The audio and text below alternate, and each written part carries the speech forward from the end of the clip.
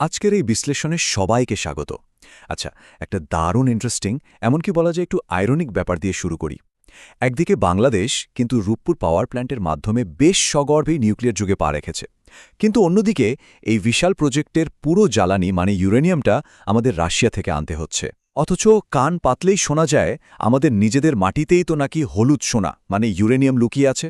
তো স্বাভাবিকভাবেই প্রশ্ন জাগে, নিজেদের দেশে এত সম্ভাবনা থাকতেও কেন আমরা অন্যের ওপর নির্ভর করছি? ঠিক আছে, চলুন ব্যাপারটা একটু গভীরে গিয়ে বোঝার চেষ্টা করি। সাধারণ মানুষের মনে ঘুরে ফিরে এই একটা প্রশ্নই সবচেয়ে বেশি আসে। দেশে ইউরেনিয়াম থাকা সত্ত্বেও আমরা কেন তুলছি না? কেন নিজেরাই এই জ্বালানি তৈরি করে স্বয়ংসম্পূর্ণ হতে পারছি না?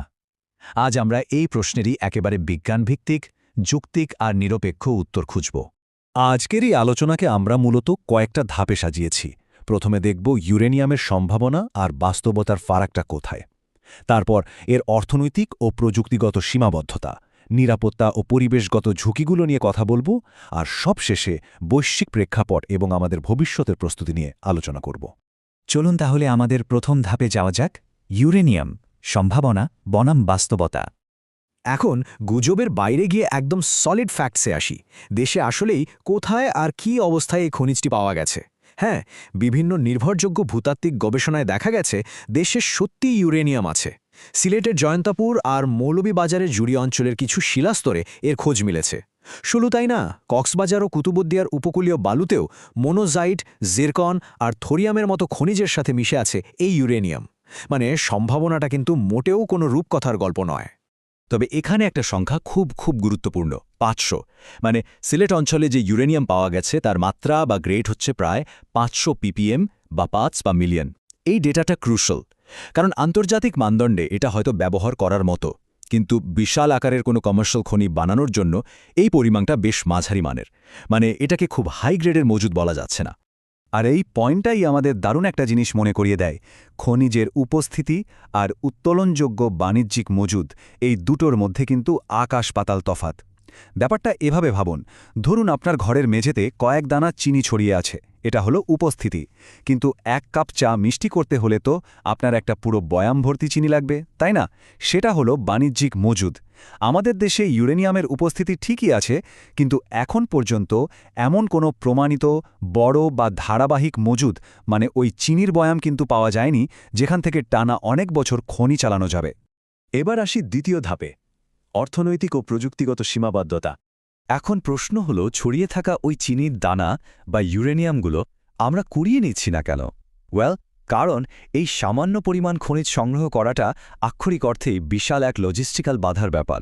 ইউরেনিয়াম তোলা তো আর সাধারণ কয়লা বা পাথর তোলার মতো না, এটা ভীষণ জটিল। সাধারণত দুইভাবে এটা তোলা যায়। যদি ইউরেনিয়াম মাটির নিচে বালু বা পাথরের স্তরে থাকে, তখন ইনসিচু লিচিং মেথড ব্যবহার করা হয়, মানে মাটির নিচেই কেমিক্যাল দিয়ে গলিয়ে সেটাকে তোলা হয়। আর যদি কঠিন শিলাস্তরে থাকে, তবে বিশাল গর্ত খুঁড়ে ওপেন পিট বা আন্ডারগ্রাউন্ড খনি তৈরি করতে হয়। কিন্তু এখানে একটা বিশাল কিন্তু আছে। এই মেথডগুলো অ্যাপ্লাই করতে হলে একেবারে নিখুঁত জিওলজিক্যাল ডেটা, বিশাল আকারের ফাঁকা জমি আর চরম লেভেলের কেমিক্যাল ম্যানেজমেন্ট লাগে। এখন একটু ভাবুন, বাংলাদেশের মতো এত ঘনবসতিপূর্ণ দেশ, যেখানে জমির এমনিতেই চরম অভাব, অনেক জায়গা পাহাড়ি, সেখানে মাইলের পর মাইল জমি আটকে বিশাল উন্মুক্ত খনি তৈরি করাটা কি সম্ভব? আদতে এটা প্রায় অসম্ভব এবং অবাস্তব একটা ব্যাপার। শুধু কি তাই, কক্সবাজারের মতো উপকূলীয় অঞ্চলের বালুতে ইউরেনিয়ামের ঘনত্ব এতটাই কম যে ব্যাপারটা অনেকটা এরকম, ধরুন একটা মাত্র কয়েন খুঁজে পাওয়ার জন্য আপনাকে টনকে টন মাটি আর বালু খুঁড়ে পরিষ্কার করতে হচ্ছে। সেটা কি কোনো বুদ্ধিমানের কাজ হবে? ওই কয়েনটার ভ্যালুর চেয়ে তো আপনার খোঁজার খরচই 10 গুণ বেশি হয়ে যাবে। ঠিক একইভাবে এত বিপুল পরিমাণ বালু প্রসেস করে সামান্য একটু ইউরেনিয়াম পাওয়ার যে খরচ, তা এর আসল মূল্যকে পুরোপুরি ম্লান করে দেয়। চলুন এবার দেখি বৈশ্বিক প্রেক্ষাপটে আমরা কোথায় দাঁড়িয়ে আছি। কাজাখস্তান, কানাডা বনাম বাংলাদেশ। পিকচারটা আরেকটু ক্লিয়ার হবে যদি আমরা একটু গ্লোবাল মার্কেটটার দিকে তাকাই। কাজাখস্তান, কানাডা বা অস্ট্রেলিয়ার মতো দেশগুলো হলো ইউরেনিয়াম উত্তোলনের একদম হেভিওয়েট চ্যাম্পিয়ন। তাদের বিলিয়ন বিলিয়ন ডলারের ইনভেস্টমেন্ট আছে, অত্যাধুনিক টেকনোলজি আছে, আর আছে কয়েক দশকের জমানো অভিজ্ঞতা। অন্যদিকে আমাদের প্রযুক্তি কেবল প্রাথমিক পর্যায়ে, অভিজ্ঞতা অপর্যাপ্ত। নিরপেক্ষভাবে চিন্তা করলে এই মুহূর্তে মাল্টি বিলিয়ন ডলারের ওই গ্লোবাল জায়ান্টদের সাথে পাল্লা দিয়ে দেশে খনি স্থাপন করাটা অর্থনৈতিক দিক থেকে একেবারেই বাস্তবসম্মত নয়। তাহলে সব মিলিয়ে অর্থনৈতিক সারমর্মটা কী দাঁড়ালো? সোজা কথায়, দেশে যদি 1000 কোটি টাকা ইনভেস্ট করে খনি তৈরিও করা হয়, তারপরও সেই দেশীয় ইউরেনিয়াম যে রাশিয়া থেকে আমদানি করা রেডিমেড জ্বালানির চেয়ে সস্তা হবে এমন কোনো নিশ্চয়তা কিন্তু নেই, বরং উল্টোটাই হতে পারে। মানে নিজেদের উত্তোলনের খরচ আমদানির চেয়ে অনেক বেশি পড়ে যেতে পারে। এখন আমরা আসব খুব সিরিয়াস একটা টপিকে, নিরাপত্তা ও পরিবেশগত ঝুঁকি। অর্থনীতি তো গেল একটা দিক, কিন্তু তেজস্ক্রিয় পদার্থের বেলায় তো অর্থনীতি শেষ কথা হতে পারে না, রাইট? ইউরেনিয়াম কোনো সাধারণ খনিজ নয়, এর তেজস্ক্রিয়তা মারাত্মক। এই পুরো উত্তোলনের প্রসেসটা ইন্টারন্যাশনাল অ্যাটমিক এনার্জি এজেন্সি বা IAEA এর অত্যন্ত কড়া নিয়মনীতির অধীনে চলে। এখানে বিন্দুমাত্র ভুলের কোনো অপশন নেই, কারণ তেজস্ক্রিয়তার ক্ষতিকারক প্রভাব মানুষ আর চারপাশের পরিবেশের ওপর এমন এক বিপর্যয় ডেকে আনতে পারে যা একেবারেই অপূরণীয়। সুতরাং ক্রুশিয়াল পয়েন্টটা হলো, ইউরেনিয়াম শুধু মাটির নিচ থেকে তুলে আনলেই কিন্তু খেলা শেষ নয়। উত্তোলনের ঝুঁকি আছে, সেটা নিরাপদে সংরক্ষণের ঝুঁকি আছে, আর পরিবহনের বিশাল ঝুঁকি তো আছেই। আর এই মুহূর্তে এই ধরনের জটিল কাজ করার মতো পর্যাপ্ত ইনফ্রাস্ট্রাকচার বা ট্রেইনড ম্যানপাওয়ারের যথেষ্ট ঘাটতি আমাদের রয়েছে। এই ধাপগুলোর যে কোনো একটাই যদি সামান্যতম অব্যবস্থাপনা বা দুর্ঘটনা ঘটে, তাহলে সেটা পুরো এলাকার জন্য আক্ষরিক অর্থেই ভয়াবহ ধ্বংসাত্মক হতে পারে। আমাদের আলোচনার একদম শেষ পর্যায়ে চলে এসেছি আমরা, ভবিষ্যতের প্রস্তুতি ও সম্ভাবনা। তাহলে এত সব শুনে কি মনে হচ্ছে? এই হলুদ সোনা কখনোই আমাদের কোনো কাজে আসবে না? এখানেই আসলে আশার আলোটা লুকিয়ে আছে।